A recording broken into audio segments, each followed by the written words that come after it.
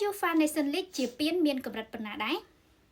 ជំរាបសួរខ្ញុំកននេះជួបខ្ញុំមកចាស់នៅក្នុងវីដេអូថ្មីចាស់នៅក្នុងវីដេអូនេះគឺខ្ញុំចង់ស្រាវចម្ងល់ពីកម្រិតពានរង្វាន់ UEFA Nation League តើពានរង្វាន់មួយនេះមានកម្រិតប៉ុណ្ណាដែរ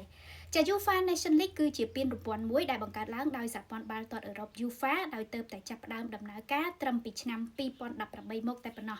ពានរង្វាន់នេះគឺធ្វើឡើងរៀងរាល់2ឆ្នាំម្ដងដោយគោលដៅគឺបង្កើតឡើងដើម្បីជំនួសការប្រកួតមិត្តភាពអន្តរជាតិនៅក្នុងតំបន់អឺរ៉ុបធ្វើយ៉ាងណាឲ្យកាន់តែមានភាពទាក់ទាញនិងមានការប្រកួតប្រជែងខ្លាំងជាងការប្រកួតមិត្តភាពធម្មតាប្រទេសសមាជិក UEFA ទាំង55ត្រូវបែងចែកជា4លីកដោយយោងទៅលើចំណាត់ថ្នាក់លើ UEFA Ranking 12ប្រទេសនៅលីក A គិតពីចំណាត់ថ្នាក់លេខ1ដល់លេខ16ប្រទេសនៅក្នុងលីក B គិតពីលេខ17ដល់លេខ32 15ប្រទេសនៅក្នុងលីក C គិតពីលេខ33ដល់លេខ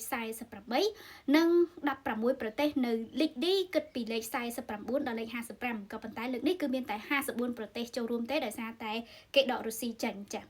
នៅក្នុងមួយលីកមានការបែងចែកជាពូលដោយនៅក្នុងពូល A បែងចែកជា4ពូលហើយក្រុមលេខ1និងលេខ2ក្នុងពូលបានបន្តឡើងទៅវគ្គ8ក្រុមរួចហើយក៏តឡើងទៅដល់វគ្គពាក់កណ្ដាលប្រៃព្រាត់និងវគ្គប្រាច់ព្រាត់ដើម្បីលើកពានមានន័យថា11ប្រកួតអាចរកឃើញជើងឯកនៅក្នុងលីក A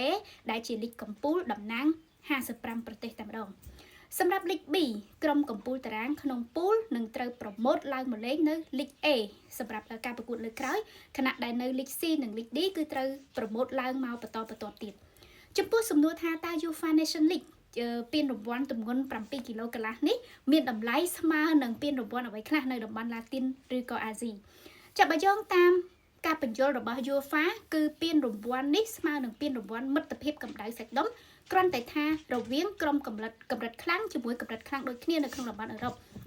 ចាហៅថាកម្ដៅសាច់ដុំព្រោះពាននេះគឺធ្វើឡើងក្រោយព្រឹត្តិការណ៍យូរ៉ូនិងមុនព្រឹត្តិការណ៍ World Cupយ៉ាងណាមិញការបង្កើតជាឈ្មោះពានរង្វាន់គឺនៅតែមានគុណតម្លៃធំធេងជាងការប្រកួតមិត្តភាពព្រោះក្រុមជ័យលាភីនឹងទទួលបានប្រាក់រង្វាន់ជិត$10 លានខណៈដែលក្រុមប្រកួតប្រជែងផ្សេងទៀតទោះបីជានៅលីកលំដាប់ទាបជាងគេក៏នឹងទទួលបានប្រាក់កម្រៃពីការលក់សិទ្ធិផ្សាយតាមស្ថានីយទូរទស្សន៍ផងដែរចា៎អញ្ចឹងទាំងនេះគឺគ្រាន់តែជាការតាមដានរបស់ខ្ញុំហើយបើសិនបើលោកអ្នកនាងមានភាពជ្រាលជ្រៅជាងនេះចា៎សូមជួយណែនាំផងអរគុណច្រើនយើងនឹងជួបគ្នាបន្តនៅក្នុងវីដេអូក្រោយសូមជម្រាបលា